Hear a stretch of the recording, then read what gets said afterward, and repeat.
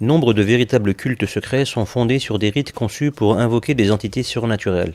Au cours des siècles, divers fugitifs et transfuges de ces organisations cachées ont publié des fragments de ces rites et croyances. Il existe des centaines de livres fascinants qui énoncent ces étranges vérités.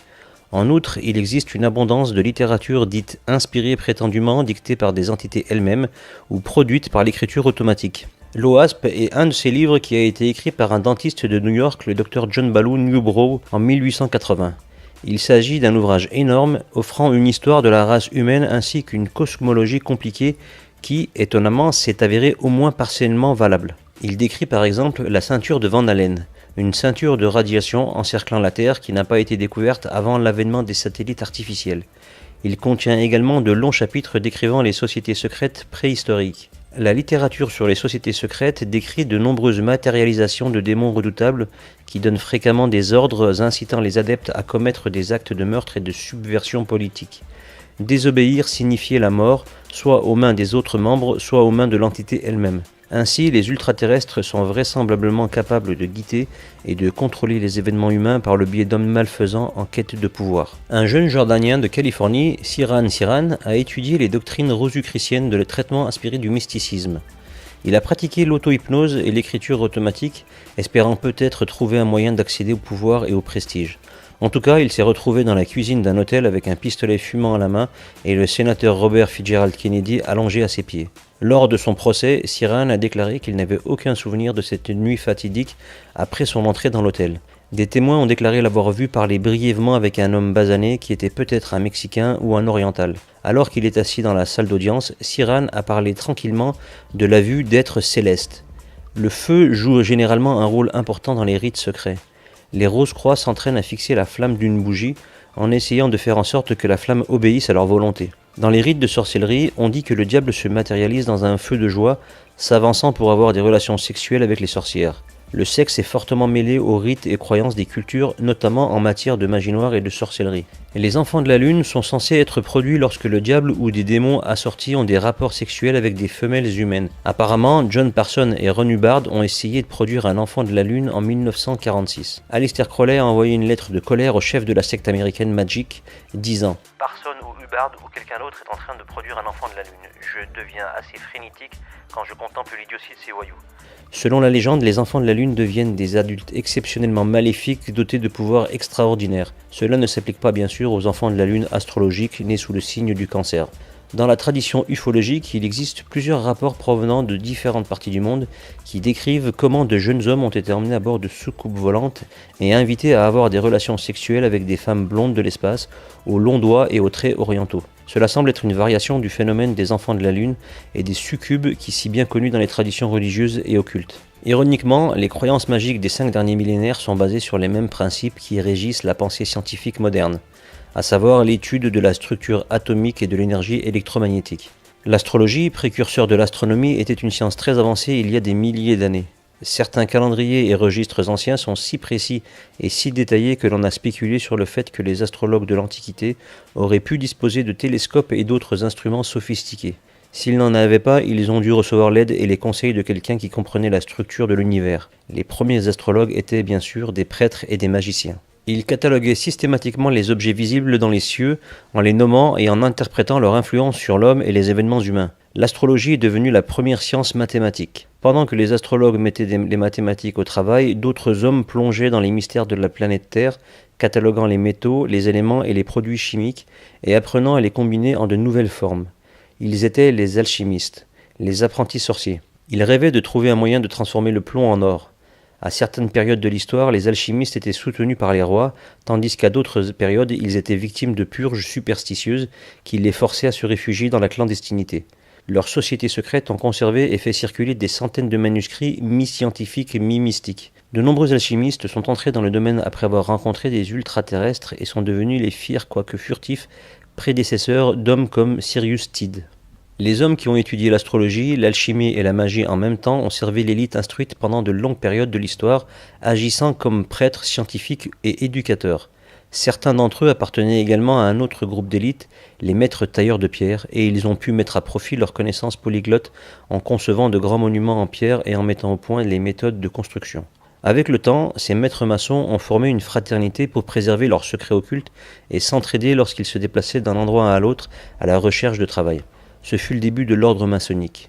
Au fil des siècles, l'ordre s'est élargi pour inclure des hommes d'affaires, des éducateurs et des dirigeants. Bien que le mouvement maçonnique moderne soit considéré avec une certaine suspicion par les différents groupes de maçons, les ufologues se plaisent à souligner que la plupart des hommes qui ont signé la déclaration d'indépendance étaient des maçons, comme l'était Joseph Smith, fondateur de la religion mormone. La tradition maçonnique a trouvé sa place dans nombre de nos symboles et institutions gouvernementales, y compris le Grand Sceau des États-Unis qui porte le slogan Novus Ordo Seclorum, un nouvel ordre pour les âges. Le dessin du Grand Sceau est censé avoir été remis à Thomas Jefferson dans son jardin un soir par un mystérieux étranger vêtu d'une cape avec une capuche sur la tête. Nikola Tesla, l'un des plus grands inventeurs de tous les temps, a déclaré un jour à un journaliste: Nous ne pouvons même pas affirmer avec certitude que certains d'entre eux, les ultraterrestres, pourraient ne pas être présents ici dans ce monde qui est le nôtre, au beau milieu de nous, car leur constitution et leurs manifestations de vie peuvent-elles être telles que nous ne pouvons pas les percevoir. Pendant son enfance, Tesla s'est rappelé: Je souffrais d'une affection particulière due à l'apparition d'images qui étaient souvent accompagnées de forts éclairs de lumière. Lorsqu'un mot était prononcé, l'image de l'objet désigné se présentait de façon si vive à ma vision que je ne pouvais pas dire si ce que je voyais était réel ou non. Même si je tendais la main et passais ma main à travers l'image, elle restait fixe dans l'espace. Les émissions de radio anormales ont également joué un rôle déconcertant dans les assassinats. 4 minutes après que le président Kennedy ait été abattu à Dallas, au Texas, en 1963, quelqu'un diffusait sur les ondes de la police de Dallas offrant une description de Lee Harvey Oswald. C'est bien avant que la police n'ait entendu parler d'Oswald ou ait eu des raisons de penser qu'il était impliqué dans l'assassinat. Aucun des dispatchers réguliers de la police n'avait diffusé cette alarme. Qui l'a fait? La question reste sans réponse. Immédiatement après que le révérend Martin Luther King ait été abattu à Memphis, dans le Tennessee, en 1968, une fausse émission sur la bande de la police a envoyé toute la police se précipiter du mauvais côté de la ville, tandis que le tueur présumé partait sans encombre dans l'autre direction. Nos farceurs radio sont un fait, pas un mythe.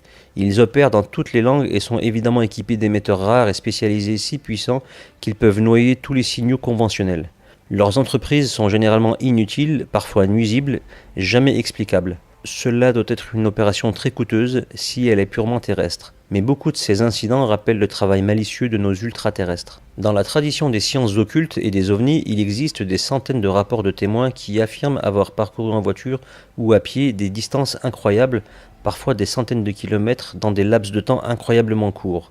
C'est comme s'ils passaient dans une autre dimension où le temps et l'espace ont une relation différente. Dans les temps anciens, les ultraterrestres ont établi des religions parmi les hommes qui, bien qu'elles semblent bienveillantes, ont introduit la pratique de faire des sacrifices humains aux dieux. Ce rite sacrificiel barbare a été commun à travers l'Europe, l'Asie, le Pacifique et l'Amérique du Sud pendant des milliers d'années. Seuls les plus beaux spécimens de la tribu étaient acceptés pour le sacrifice de jeunes vierges et de jeunes hommes musclés. Dans la plupart des cultures, les victimes étaient volontaires. C'était en fait un très grand honneur. Elles étaient fêtées avant d'être conduites dans un haut lieu saint ou au sommet d'une pyramide. Dans certaines cultures, on les emmenait sur une île sacrée et on les laissait là. Ils étaient toujours partis le mois ou l'année suivante lorsque la tribu revenait avec de nouvelles victimes sacrificielles. Le sacrifice physique s'est poursuivi jusqu'à l'époque biblique et a persisté dans certaines cultures jusqu'à il y a quelques siècles seulement. Les inquisitions brutales du Moyen-Âge ont fait des millions de victimes et ont entraîné la disparition massive de personnes qui ont probablement été emmenées dans un donjon pour ne plus jamais être revues.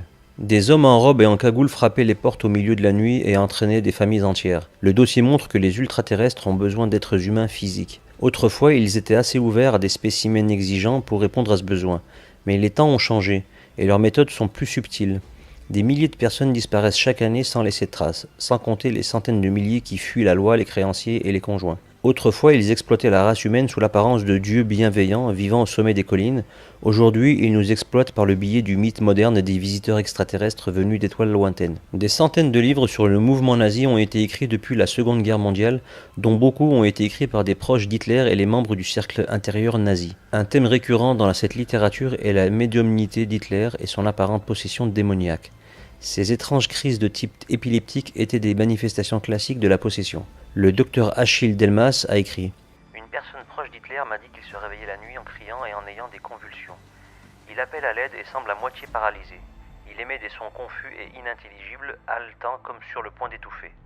Souvent, en pleine conscience, Hitler s'écrie soudain: il est là, dans le coin, Il indiquait un espace vide, voyant apparemment des entités que personne d'autre ne pouvait voir. Était-ce de la folie, ou bien Adolf Hitler était-il hanté par les ultraterrestres, voire dirigé par eux? On sait que de nombreux hommes du cercle restreint d'Hitler étaient membres de l'ancien ordre rosicrucien de Thulé, une société secrète qui est censée avoir vu le jour à Thulé au Groenland dans les temps anciens. Himmler, Hess et d'autres personnalités du parti nazi ont parlé en privé d'étranges objectifs. La création d'un nouvel ordre dans lequel les masses seraient robotisées pour servir à un cercle restreint de personnes qui à leur tour serviraient des forces surnaturelles indéfinies.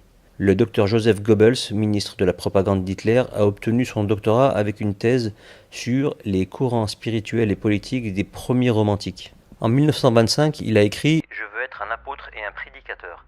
Il devient plutôt un apôtre pour le petit ex-caporal étrangement hypnotique qui s'est mis à diriger le monde. Comme son patron, Goebbels avait un sens incroyable de l'histoire et la capacité d'influencer l'esprit de grands groupes de personnes. Hitler, dit-on, avait une présence si imposante et un esprit si brillant, si décisif, si logique en apparence, que lorsque les généraux et les fonctionnaires faisaient irruption dans son bureau, prêts à discuter avec lui des problèmes et des décisions, il repartait effrayé et impressionné, convaincu qu'il était le plus grand homme vivant. L'œil humain peut être comparé à un récepteur radio. Il est réglé pour ne détecter qu'une très petite partie du spectre électromagnétique, la gamme moyenne des ondes électromagnétiques connues sous le nom de lumière visible. Ainsi, toute onde accordée sur une fréquence supérieure ou inférieure à cette gamme est invisible à l'œil nu. Les preuves indiquent que les activités occultes et les ovnis sont en grande partie menées dans ces fréquences au-delà de la perception humaine. Les instruments fabriqués par l'homme, tels que les radars, sont accordés sur ces fréquences plus élevées et invisibles et peuvent parfois intercepter des objets invisibles à l'œil nu. Dans la tradition occulte, il existe un phénomène historique bien connu qui a été largement documenté pendant des siècles et qui a compromis des milliers de personnes, hommes et femmes. Ce phénomène implique l'apparition d'entités non humaines qui séduisent leurs victimes et ont des relations sexuelles avec elles. Un incube est un démon mâle qui s'attaque aux femelles endormies et fornique avec elles. Dans de nombreux cas, ces entités reviennent nuit après nuit. Ces amoureux des démons sont évoqués dans la littérature ancienne et les psychiatres connaissent bien le phénomène. Il semble aller au-delà du simple fantasme sexuel. Il existe parfois des preuves matérielles que la victime a eu des rapports sexuels réels. De temps en temps, les cas de ce type font l'objet d'une publicité mondiale. Une dépêche de Reuters de Pretoria en Afrique du Sud a examiné un cas de ce type en avril 1968. Une veuve du nom de Madame Anna de Rovera a protesté auprès des autorités que sa maison était hantée. En février 1968, un soir, elle a trouvé un homme vêtu de gris assis sur son porche. Lorsqu'elle lui a demandé ce qu'il voulait, il s'est simplement levé et est entré dans la maison par la porte d'entrée qui était pourtant bien fermée. Le mystérieux étranger est apparu fréquemment par la suite, envahissant souvent sa chambre et lui faisant des avances amoureuses. Il y a environ un mois, après m'être couché un soir, j'ai vu une sombre apparition sortir de la cuisine. Elle était couverte de longs cheveux, et je me souviens en particulier de ses longs doigts courbés. Ses enfants ont également vu ce spectre. Madame Rovera a fait appel à la mairie de Pretoria pour obtenir un nouveau logement. La contrepartie féminine de l'incube est connue sous le nom de succube, une entité féminine qui se matérialise dans la chambre des mâles et les séduit.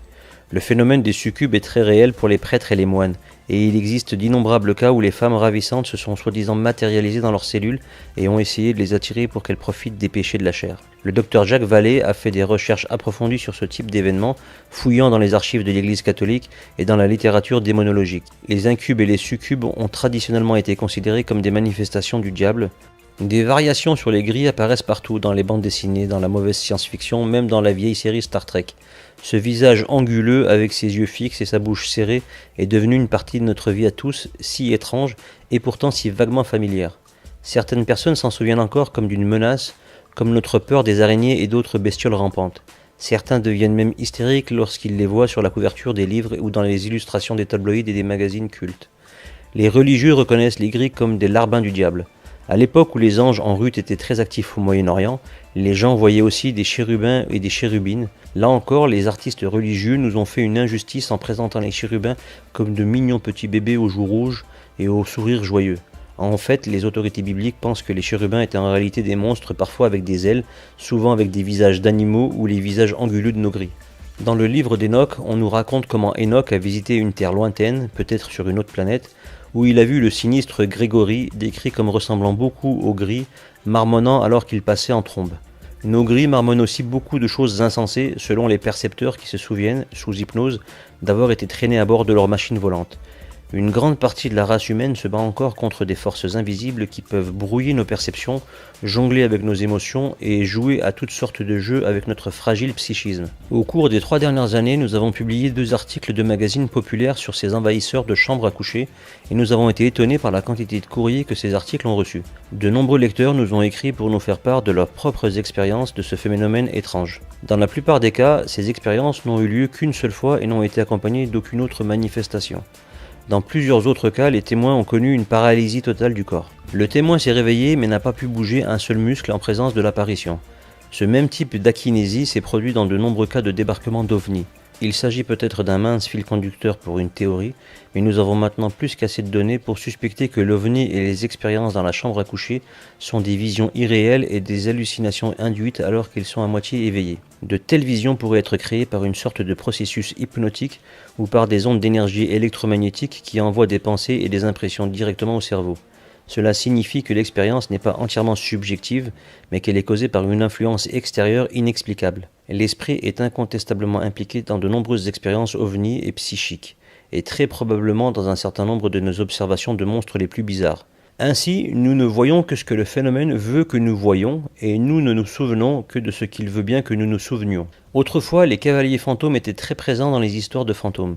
Aujourd'hui, ils ont été remplacés par des voitures mystérieuses qui ont l'inconfortable talent d'apparaître et de disparaître soudainement dans les airs.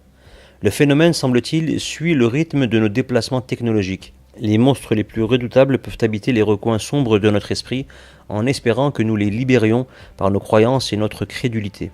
Le phénomène se nourrit de la peur et de la croyance, parfois il nous détruit complètement, d'autres fois il nous conduit vers le haut dans les labyrinthes des fréquences électromagnétiques qui forment un rideau entre nous et une autre réalité non perçue. De temps en temps, les habitants enjoués de cet autre monde grimpent à travers les rideaux dans les zones que nous appelons fenêtres et ils nous traquent pour boire notre sang et créer toutes sortes de croyances et d'idées faussement malicieuses dans nos petits esprits terrestres faibles. Au XIVe et au XVe siècle, les vampires se déchaînaient en Europe centrale tandis que les fées et les petites gens engloutissaient littéralement tout le territoire entre l'Allemagne et l'Irlande. Les animaux ont disparu ou ont été retrouvés vidés de leur sang. Les gens ont également disparu. Les gens continuent de disparaître. Plus de 100 000 personnes disparaissent chaque année rien qu'aux États-Unis. Bien sûr, la majorité d'entre elles ne font que fuir les créanciers, la loi et les conjoints non désirés. Certains se retrouvent au fond d'un fleuve à la suite d'un acte criminel, mais environ 15 000 d'entre eux disparaissent dans des circonstances les plus incroyables. Un père de famille entre dans son jardin pour tondre la pelouse, on ne le reverra plus jamais. Une serveuse sort d'un restaurant pour mettre une pièce dans un parc-mètre et disparaît à jamais. Une famille de 5 personnes dans une banlieue se fond dans le néant, laissant derrière elle tous ses vêtements, ses comptes bancaires, la voiture familiale. Nous avons des douzaines de cas déroutants dans nos dossiers. Et les animaux. Quelque chose a toujours abattu nos chiens, nos chats, nos chevaux et nos vaches. L'abattage est insensé et très mystérieux. Aujourd'hui, nous commençons à attribuer la responsabilité de ces événements aux soucoupes volantes, en particulier en Amérique du Sud. Il y a quelques années, nous blâmions les abominables marécages, les fées et les vampires. Il y avait vraiment un joueur de flûte qui attirait un grand groupe d'enfants à Hamelin au Moyen-Âge. En 1212, 50 000 enfants ont participé à la croisade des enfants et ont disparu. Des villages entiers ont disparu. Il existe de nombreux exemples bien documentés à ce sujet. Il existe également des preuves archéologiques que des villes anciennes entières ont été soudainement privées de leur population en un seul jour. Les soucoupes volantes ne sont qu'un autre cadre de référence pour nous fournir une explication acceptable de certains de ces événements grotesques. Un phénomène invisible nous traque toujours et manipule nos croyances. Nous ne voyons que ce qu'il a choisi de nous laisser voir, et nous réagissons généralement exactement de la manière dont il pourrait s'attendre à ce que nous réagissions. Toutes les cultures du monde ont des légendes et des histoires sur la même chose, même les tribus complètement isolées du Pacifique et les villages reculés de l'intérieur de l'Amérique du Sud. Un groupe d'adeptes de soucoupes volantes pense qu'une grande force de police intergalactique veille sur nous. Même dans la Bible, on nous dit que les ovnis sont terrestres et conçus pour nous espionner. Cela est expliqué assez clairement dans Zacharie 5.1.5 et dans de nombreuses autres sections. Si vous passez en revue les milliers de livres disponibles sur les phénomènes psychiques, vous trouverez de nombreux parallèles précis et surprenants. Nous n'avons pas affaire à des fantômes ou à des visiteurs extraterrestres, nous faisons plutôt face et avons toujours fait face aux habitants d'un monde invisible qui nous entoure. Dans le texte original de la Bible, le mot Sheol était fréquemment utilisé et il signifiait « monde invisible ». D'une certaine manière, il a été traduit par « enfer » et on lui a donné un sens entièrement nouveau. En mai 1969, Sir Victor Goddard, un maréchal de l'air de la Royal Air Force, a prononcé un discours devant des journalistes britanniques spécialisés dans les ovnis. Dans ce discours, il a déclaré « Le monde astral astrale de l'illusion qui, sur la base de preuves psychiques, est largement habitée par des esprits enclins à l'illusion et bien connus pour ses multiples activités imaginatives et ses exhortations. Apparemment, certains de ses habitants sont désireux d'incarner les principautés et les pouvoirs. D'autres se prononcent sur la moralité, la spiritualité, la divinité, etc. Tous ces représentants de l'astral qui invoquent la conscience humaine sont peut-être sincères, mais nombre de leurs thèses peuvent être conçues pour propager un fantasme particulier ou pour satisfaire un besoin technologique invétéré et permanent du progrès matérialiste ou simplement pour étonner et déranger les crédules pour le diable. Ces dernières années, des milliers de personnes ont été confrontées à d'étranges entités qui ont, en effet, incarné des principautés et des pouvoirs. Ils ont parlé de grandes super-civilisations dans le ciel et ont soigneusement nourri les croyances cultuelles, mais en fait ils ne faisaient que promouvoir un fantasme spécial, conçu peut-être pour nous détourner de la suspicion qu'ils nous exploitaient d'une certaine manière. Le phénomène a créé des cultes et les cultes ont créé des causes insensées. Les enquêteurs amateurs et leurs organisations ont fait beaucoup de mal. Ils ont accusé des innocents de mentir et d'être des idiots. Nous savons, grâce à nos propres expériences et enquêtes, que des milliers de personnes ont vu exactement ce qu'elles ont rapporté. Nous ne mettons pas en doute leur fiabilité ou leur santé mentale, mais nous pensons que la recherche sur ces questions doit être exhaustive et beaucoup plus systématique qu'elle ne l'a été. Nous espérons qu'à l'avenir, davantage de personnes raconteront leurs histoires afin que nous puissions disposer d'un volume de données encore plus important. Plus important encore, nous devons commencer à isoler et à examiner les facteurs psychologiques subjectifs qui produisent parfois des confusions et des effets hallucinatoires complexes. Le phénomène central semble avoir la capacité de contrôler l'esprit humain et au lieu de ridiculiser et de condamner les personnes qui en souffrent, nous devrions les étudier attentivement. Grâce à ces personnes, nous pourrions éventuellement être en mesure de démêler les nombreux aspects et problèmes cachés. Une fois de plus, nous devons souligner que nous ne pensons pas que ces témoins soient fous ou qu'ils aient besoin d'un traitement médical et psychiatrique. Nous nous intéressons à l'expérience paranormale telle qu'elle est induite par des conditions et des influences anormales. Nous avons cité des dizaines d'incidents au cours desquels la manie du monstre s'est emparée des comtés entiers, voire d'États entiers. Ces dernières années, les vagues de soucoupes volantes ont créé une manie des ovnis, des milliers de personnes se déversant nuit après nuit dans des zones de volets ou de fenêtres dans l'espoir d'apercevoir ces objets mystérieux. La manie des monstres et la manie des ovnis sont toutes deux la même chose et n'ont jamais été étudiées par les sociologues et les psychologues. Une seule étude de ce type a été menée.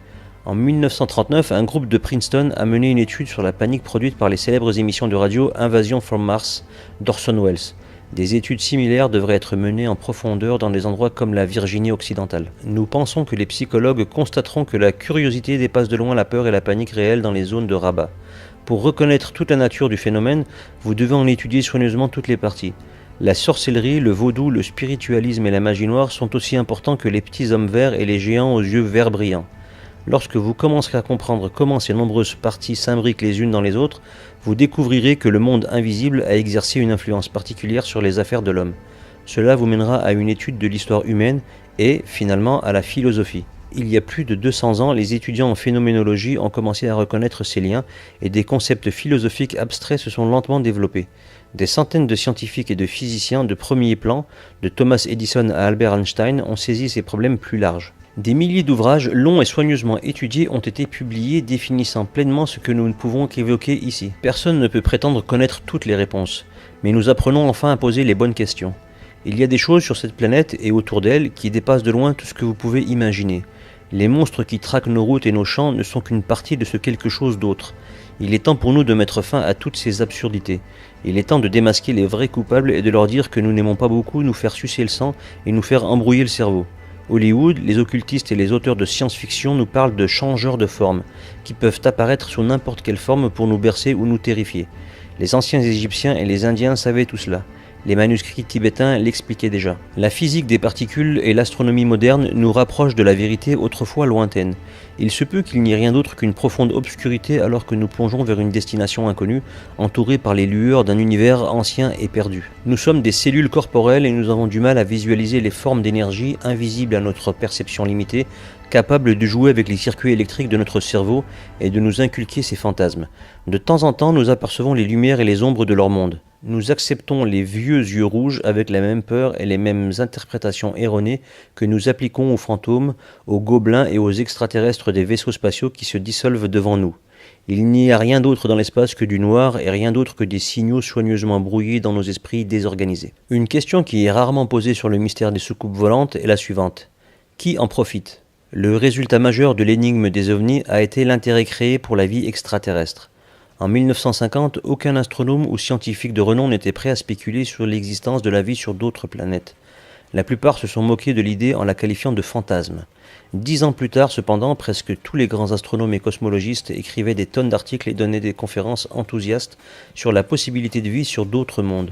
Soudain, l'exobiologie, l'étude de la vie étrangère, est devenue une science respectée. L'homme responsable du plus connu des mythes modernes, les soucoupes volantes, a été oublié. Il a ensuite transformé les reportages sur les ovnis en un véritable sujet et a maintenu ce sujet en vie pendant les périodes de désintérêt total du public.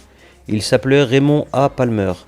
Né en 1911, Raymond Palmer était atteint de nanisme et a subi de graves blessures qui l'ont laissé partiellement paralysé. Il a eu une enfance difficile en raison de ses infirmités et comme beaucoup de jeunes hommes isolés à l'époque de la pré-télévision, il a cherché à s'évader dans des romans à 10 cents, des magazines bon marché imprimés sur du papier grossier, remplis d'histoires horribles produites par des écrivains payés 1 centime par mot. Il est devenu un fervent amateur de science-fiction et pendant la Grande Dépression des années 30, il est actif dans le domaine du fandom, une sous-culture des fanzines.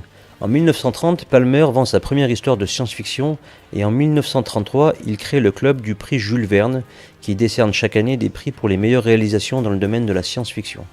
Écrivain à l'imagination robuste, Palmer a pu gagner beaucoup d'argent pendant les jours sombres de la dépression, sans doute grâce à son sens de l'humour malicieux, une évolution heureuse motivée par ses malheureux problèmes physiques. La douleur était sa compagne de tous les instants. En 1938, la société d'édition Ziff Davis de Chicago achète un magazine moribond intitulé Amazing Stories. Il a été créé en 1929 par Hugo Gernsback, qui est reconnu comme le père de la science-fiction moderne. Gernsback, ingénieur électricien, dirigeait un petit empire d'édition de magazines traitant de la radio et des sujets techniques. Il a également fondé Sexology, un magazine de pornographie softcore déguisé en science qui a connu un grand succès à une époque quelque peu conservatrice. William B. Ziff a décidé de confier les rênes de la rédaction à Ray Palmer, le jeune passionné de science-fiction de Milwaukee. À 28 ans, Palmer a trouvé l'œuvre de sa vie. En portant à 200 pages et jusqu'à 250 pages pour certains numéros, Palmer l'a délibérément adapté au goût des adolescents. Il l'a rempli d'articles de non-fiction et de remplissage sur la science et la pseudo-science, en plus de la formule habituelle de nouvelles mettant en vedette les fameux monstres aux yeux d'insectes aux prises avec de belles jeunes femmes en détresse. Beaucoup de ces histoires ont été écrites par Palmer lui-même sous divers pseudonymes tels que Festus Pragnell et Thornton Hare, ce qui lui permettait de compléter son maigre salaire en se payant l'habituel 1 centime le mot. Ses vieux copains du fandom contribuaient également au magazine avec un zèle qui dépassait de loin leur talent. En fait, sur la douzaine de magazines scientifiques vendus alors dans les kiosques à journaux, Amazing Story se classe facilement comme le pire du lot. Ses concurrents tels que Startling Story, Thrilling Wonder Stories, Planet Stories et le vénérable Astounding, rebaptisé Analog, employaient des écrivains professionnels comme Ray Bradbury, Isaac Asimov ou Ron Hubbard qui a plus tard créé la Dianétique et fondé la Scientologie. En comparaison, Amazing Stories était un déchet et les fans de science-fiction avaient tendance à s'en moquer. À la fin de 1945, Amazing Stories se vendait à 250 000 exemplaires par mois, un tirage étonnant pour un magazine de science-fiction. Des milliers de lettres se déversaient dans le bureau. Beaucoup d'entre elles offraient des preuves à l'appui décrivant des objets étranges qu'ils avaient vus dans le ciel et des rencontres étranges qu'ils avaient eues avec des extraterrestres. En septembre 1946, Amazing Story a publié un court article de W.C. Erfelin décrivant des expériences avec un vaisseau circulaire en 1927 à San Francisco. La contribution de Palmer à ce numéro était un roman de 30 000 mots, Les esclaves de l'espace, traitant des vaisseaux spatiaux qui visitaient régulièrement la Terre pour enlever des humains et les transporter sur une autre planète. D'autres histoires décrivaient l'amnésie, un élément très important dans les rapports sur les ovnis. En 1957, Palmer crée le magazine Flying Saucer. Pendant 7 ans, de 1957 à 1964, l'ufologie aux États-Unis est restée dans un vide total. C'était l'âge des ténèbres. Lorsqu'une nouvelle vague massive d'ovnis, la plus importante de l'histoire des États-Unis, a frappé en 1964 et s'est poursuivie sans relâche jusqu'en 1968, Palmer a augmenté le tirage de sa nouvelle revue Flying Saucer dans la presse et a touché un nouveau public. C'est Palmer et Palmer seul qui a maintenu en vie le sujet des ovnis et a attiré de nouveaux jeunes vers l'ufologie. Il a publié ses étranges livres sur le peuple mythique de Deros et a dirigé une entreprise de vente par correspondance de livres sur les ovnis qui avait été publiée après les différentes vagues des années 50. Ses partenaires dans l'entreprise Fate l'ont racheté, ce qui lui a permis de se consacrer à plein temps à ses activités dans le domaine des ovnis. Palmer a mis en place un système similaire au fandom de la science-fiction, mais avec lui-même comme noyau. Il a contribué à inventer tout un système de croyances, un cadre de référence, le monde magique des soucoupes volantes, et il s'était érigé en roi de ce monde. Jusqu'en 1960, tous les grands astronomes ont catégoriquement nié la possibilité d'une vie extraterrestre. Puis, la NASA a commencé à verser de grosses sommes d'argent, l'argent des contribuables évidemment, pour l'étude de la vie sur d'autres mondes. Les astronomes ont alors sauté dans le wagon. Soudain, on nous a dit qu'il devait y avoir des milliards de planètes habitées. Comme nous ne disposons d'aucun échantillon de cette vie, et comme tous nos efforts avec les radiotélescopes n'ont pas permis de trouver la moindre trace d'une seule planète en dehors de notre système solaire, il est très difficile d'étudier cette vie. Nous avons versé plusieurs milliards de dollars dans ce trou à rats d'exobiologie. Maintenant que le train de la gravité est terminé, les astronomes se retirent tranquillement vers leur position d'avant 1960.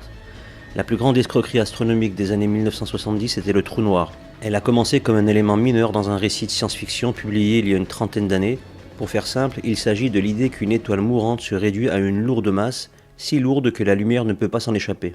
Par conséquent, elle est invisible et nous n'avons aucun moyen de détecter sa présence. L'écrivain scientifique Fred Warshawski l'a exprimé ainsi. Le physicien qui se trouve à l'extérieur du trou noir ne peut obtenir aucune information de l'intérieur et n'a aucun moyen de comprendre les lois qui le régissent. Sans cette compréhension, il n'y a pas besoin de chercher les lois puisqu'elles sont impossibles à comprendre. Le trou noir était une théorie infaillible car il n'y a aucun moyen de la tester, de la prouver ou de la réfuter. Un fourrage parfait pour les studios de Walt Disney. Les archéologues ont été occupés à enterrer plus de choses qu'ils n'en ont déterrées, ignorant tout ce qui ne correspond pas à leur théorie. Par exemple, ils nous disent que l'Amérique du Nord était inhabitée par tout le monde, sauf par les Indiens avant l'arrivée des Européens. Ils négligent toutes les tours et structures de pierre que l'on trouve sur ce continent, y compris des kilomètres de routes pavées à l'arrivée des pèlerins. L'écrivain Charles Fort a répertorié toutes sortes d'objets en métal, des épées et des haches aux pièces de monnaie qui ont été trouvées et datées comme étant précolombiennes. Quelqu'un exploitait le minerai et le charbon dans ce pays, et pompait le pétrole en Pennsylvanie avant que Colomb ne prenne la mer. Plutôt que de se débattre avec le problème de l'identification de ces mystérieux Nord-Américains, les archéologues ont choisi d'ignorer ces artefacts. La lâcheté intellectuelle n'est qu'un des problèmes de la communauté universitaire. Charles Fort a mis le nez dans la bêtise générée par leur charabia et leur analphabétisme. Ce n'est un secret pour personne que les publications académiques sont conçues pour protéger les inepties et dissimuler l'ignorance. Les personnes qui n'ont rien à dire et qui n'ont même pas la capacité de ne rien dire peuvent se cacher derrière la méthode académique pendant toute une vie. Pendant les 33 premières années de l'ère moderne des ovnis, 1947 à 1970, la théorie la plus populaire était que ces lumières et objets mystérieux appartenaient aux navires d'explorateurs ou de voyageurs venus d'ailleurs. Une poignée de maniaques et de penseurs véreux ont répandu la propagande selon laquelle les visiteurs extraterrestres affluaient vers cette boule de boue. Mais la grande vague d'ovnis de 1964 à 68 a attiré une nouvelle génération d'enquêteurs et de scientifiques. Ils se sont vite rendus compte que l'hypothèse extraterrestre était intenable, pour de nombreuses raisons. Ils se sont donc rabattus sur l'explication selon laquelle les objets venaient d'un autre endroit de notre existence. Cet ailleurs pourrait être aussi insaisissable que la légendaire quatrième dimension ou les autres plans de la tradition psychique. Charles Fort lui-même avait compris très tôt dans le jeu que les événements qu'il étudiait n'étaient pas inhabituels. Ils se sont produits année après année, siècle après siècle. Plus important encore, ils avaient tendance à se produire dans les mêmes lieux géographiques. Cela indique clairement que ces événements, qu'il s'agisse de poissons tombant du ciel ou des avions étranges ornés de lumières clignotantes, sont inexorablement liés à la Terre. Ils font tout autant partie de notre environnement que les nuages, le vent, la pluie ou les éclairs. Charles Fort a perçu une vérité qui avait été ignorée par les scientifiques et les historiens. Notre monde a deux ensembles de lois naturelles. L'un d'eux nous dit des choses stupidement simples sur la gravité et la nature, l'autre nous dit que l'espace et le temps sont constamment déformés dans notre réalité et que nous sommes tous soumis aux lois encore indéfinies de ce second ensemble. Nous ne savons jamais quand nous pourrions franchir cette porte magique qui nous transportera soudainement à 10 000 km de distance. Nous ne savons jamais quand nous pourrions rencontrer une bête ou un être d'un autre endroit de notre existence. Des poissons peuvent pleuvoir sur nous, ou de la neige rouge, ou des nuages d'insectes qu'aucun scientifique ne peut identifier. Les soucoupes volantes continueront à faire vibrer nos fermes et nos marécages, comme elles le font depuis des milliers d'années. La science tente de travailler avec le premier ensemble de lois et elle arrive à trouver des trous noirs. Les magiciens, les occultistes et les médiums s'efforcent de manipuler le second groupe de lois. Dans les dernières années de ce siècle, la science et la magie fusionnent. Lorsque Charles Fort a étudié les événements bizarres du superspectre, un spectre d'énergie au-delà du connu et du visible, il a été obligé de se demander: s'il y a un esprit universel, doit-il être saint d'esprit ?